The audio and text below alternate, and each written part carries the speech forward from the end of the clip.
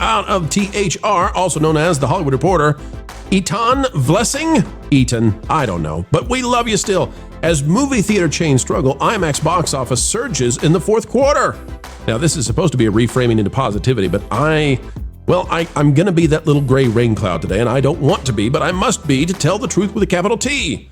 Amid an industry attendance slump, the film technologies company saw overall Q4 revenues soar 35% to $125.2 million, and of course, on Avatar, Fire, and Ash, which we now know is likely a movie that lost money despite making how much it did. A flop, according to James Cameron? Oh, no. It says, as major cinema chains slump on reduced 2025 attendance, IMAX is reporting a surge in global box office during its fourth quarter from a mix of Hollywood tentpoles like Avatar, Fire, and Ash, local language titles, and alternative programming. On Wednesday, the film technologies company also revealed its gross box office during the 3 months to December 31st, 2025, jumped an astounding 62% to $336.2 million, which was up 16% from a previous Q4 record. Stock in IMAX rose by $248, or nearly 7% to $39 in after-hours market trading. IMAX is looking to increase contributions from Hollywood blockbusters shot with its proprietary cameras and local language films to drive what it touts as a big bang moment for the company in 2026. Hey guys, if you want it to be so, this Doomsday thing needs to go real fast. Get it over, okay? Separate those two. Don't put out Dune and Avengers Doomsday on the same day. Bad idea. Quote, our slate for 2026 is arguably the strongest we've ever seen, with a record of at least 12 filmed for IMAX releases worldwide, a highly anticipated offering of family films in a time when we're growing market share with family audiences and more international blockbusters than ever. And you can see down here, it talks about The Odyssey, Dune Part 3, The Mandalorian Grogu, and Narnia. But oh my, left out of the lineup, Avengers Doomsday, which many say might be the biggest movie of the year. I doubt it, but left out. Now, here's the problem, boys and girls. Nat, if IMAX had such a dramatic increase in revenues, and they did, and if at the same time AMC and Regal are declaring, oh noes, we're losing badly, then what this says to me is that attendance actually slumped even more than the AMC and Regal numbers show, because IMAX tickets are way more than usual. They cost significantly more, which means that those revenues may not represent actual attendance, given that we swayed so hard into IMAX, which we knew was going to happen with Avatar. Nat, this is not good for the average silver screen if so many people were going to IMAX, and that may mean that we've got to go to even more premium formats. The problem is, I don't know that theaters can afford that right now. They may not be able to do any CapEx investing because they're struggling so. What say you, Nat? Is this good or bad for Hollywood that IMAX is now surging at the cost of smaller screens? Well, and as you mentioned, it might be that it's a surge in people, but it might just be a surge in prices, which, I mean, yes, maybe more people went just to see Avatar, but in the end, if the overall numbers of theaters are not getting as full as before, and if the price tickets are getting a bit too hefty just to go watch a regular film, so it's way more worth it to go watch an IMAX film and just pay a little bit or a lot more, then I'd be worried, because they're still planning on continuing to do the whole, at least some studios, the whole releasing on streaming and releasing on theaters at the same time. And I think that's a terrible idea. But it's a shame, because I am a fan of the movies, and at least here in Mexico, it's still a pretty big thing. But again, when we lived in Canada and Vancouver, it was rare to hear people are going to the movies, even like 2-3 years ago, even before then. So it does worry me that communal experience is getting smaller and more expensive at the same time. Absolutely. Culture, if we go to this latest story that's breaking right now, this out of Games Radar. Get out of there. Dune 3 takes first victory over Avengers Doomsday on Doomsday thanks to IMAX exclusivity window. Amy West covering this 6 hours ago. I think this is a huge mistake for the entire industry to pit these movies against each other and give IMAX exclusivity. I mean, I don't know how many hundreds of millions of dollars, but that's what we're talking about here, is hundreds of millions of dollars potentially lost by not having Doomsday get its own 2 weeks at the IMAX, and that's doable. This is a choice of ego by these studios that could cost the industry greatly. Yeah, and look, this is something we talked about several weeks ago when we first learned that this was going to happen. They were going to go head to head, and there's no reason for it. It was really easy to step outside of the calendar and look for an open date. There are not too many films being released anymore. There are plenty of windows for these films to not just be competitive, but to also win. And you can't win without the average ticket prices of what IMAX brings. Which, look, I think that what they're reporting on for IMAX is that they're exploiting the customer who wants the biggest possible experience. So their prices going into this quarter or for the quarter recently represented were up $1.50 more, and that was just on the average. In California and New York, they are up substantially more. You're paying $30 a ticket right now in an IMAX theater at least, and they're about to introduce something that I think is going to be devastating to the business as a whole. There's two things I want to talk about there. One, they're about to introduce surge pricing into tentpole films, which are going to make going to those films in IMAX even more expensive than they've already become.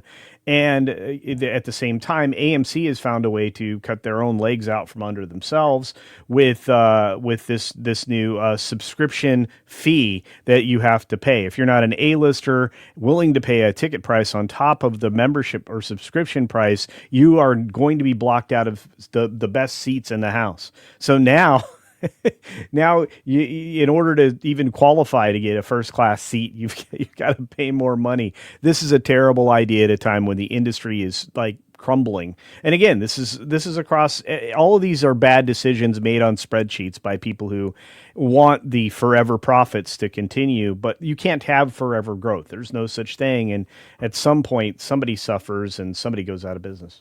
You know, the crazy thing about that AMC Stubs membership deal is like 90% of the time, you're looking at theaters that are mostly empty. Yeah. It's only for blockbusters that's going to matter. And I bet they'll have blackouts on some of that stuff because they don't want to, Anyway, it's a problem. I want to go back, though, to the IMAX situation here, because from that same article we referenced earlier, Avengers Doomsday will only be displayed in IMAX in select international markets, as Dune 3, which is set to release on the exact same date, has nabbed exclusivity in the U.S. You've got Robert Downey Jr. saying we've decided to coin it Doomsday. Doomsday, talking with Chalamet. Christian, I guess this is the best they can come up with, but this is not Barbenheimer.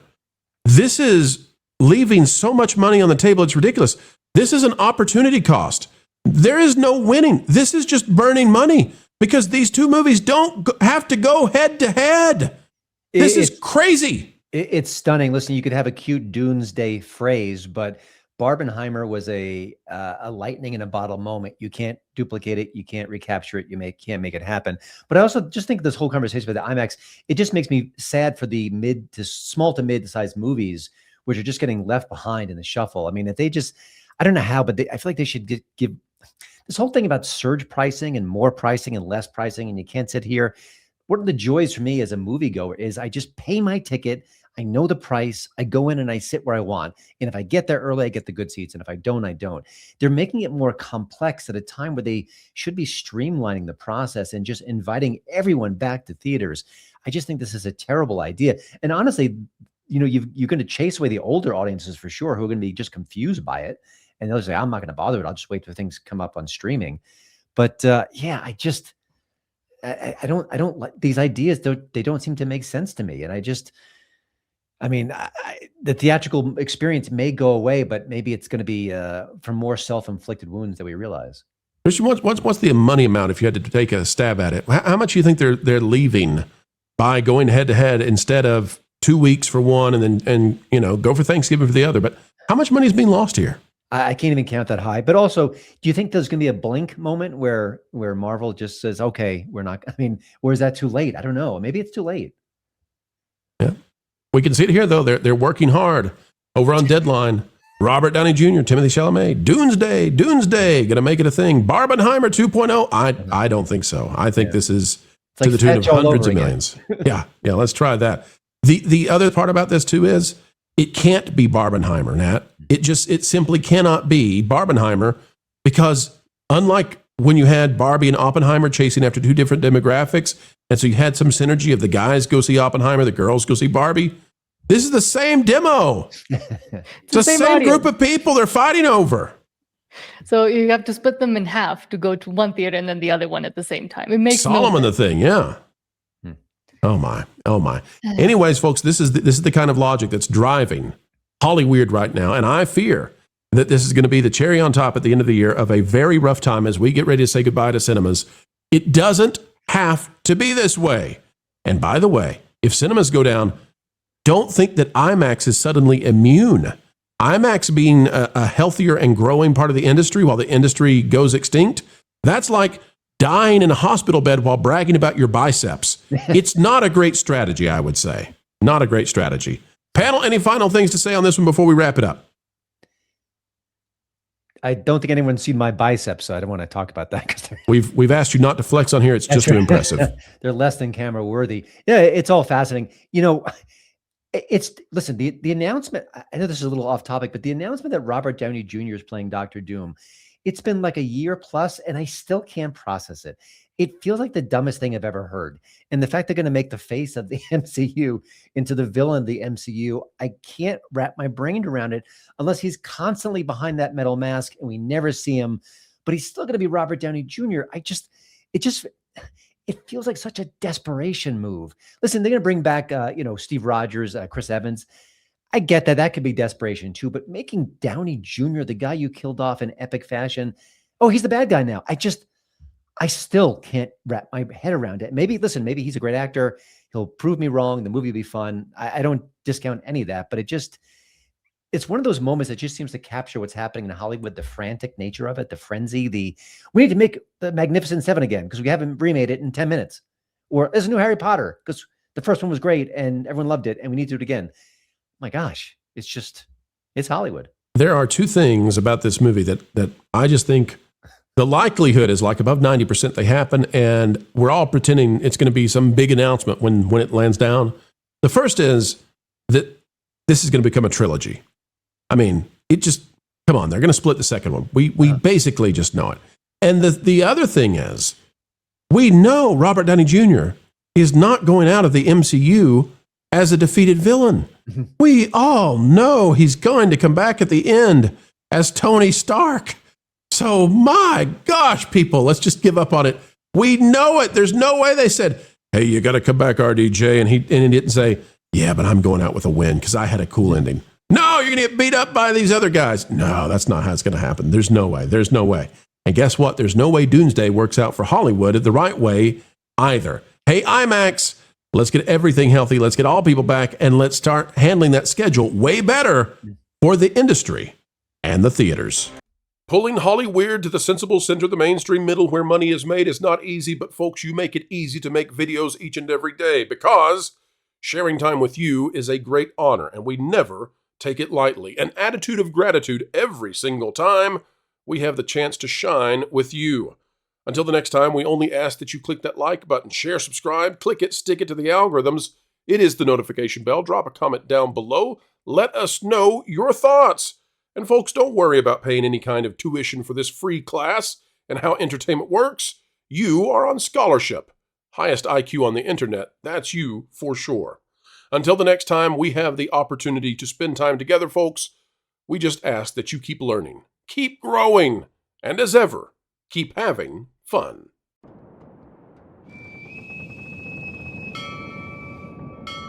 There are men who go to sea to find fortune. Men who go to sea to lose themselves.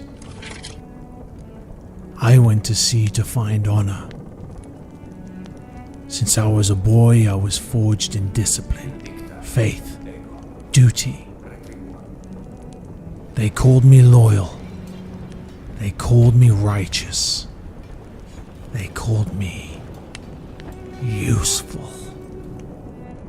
But the sea does not care what a man is called. Only what he becomes when the world takes everything from him.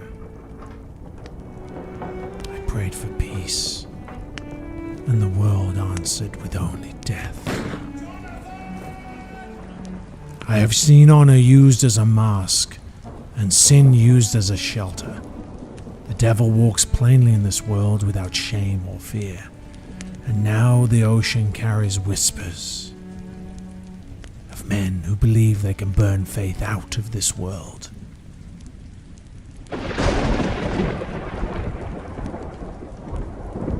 They are wrong.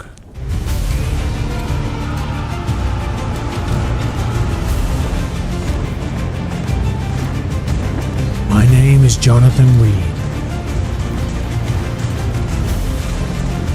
My story has only just begun.